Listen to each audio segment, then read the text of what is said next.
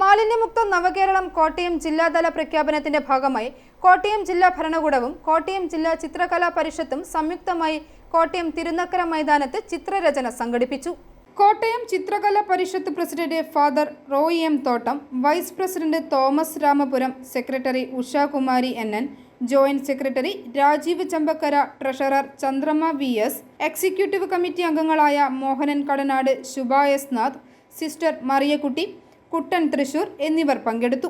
മാലിന്യമുക്ത വിഷയം ആസ്പദമാക്കി വരച്ച ചിത്രങ്ങളിൽ മാലിന്യം കൊണ്ടുള്ള വിപത്തുകൾ, മാലിന്യ നിർമ്മാർജ്ജന ഉപാധികൾ, മാലിന്യ നിർമ്മാർജ്ജനത്തിനു ശേഷം പ്രകൃതിക്ക് ലഭിക്കുന്ന നന്മ എന്നിവ വർണ്ണങ്ങളായി മാറി. ഇലകൾ ചിത്രം കൂട്ടുന്നതിനുള്ള പാലറ്റായി ഉപയോഗിച്ച് ചിത്രകാർ മാലിന്യമുക്ത ചിത്രരചന നടത്തി. ഇതിൽ പങ്കെടുത്ത കലാകാരന്മാർക്ക് ജില്ലാ ഭരണകൂടം ആദരവ് നൽകി. i4E news, Ettumanoor.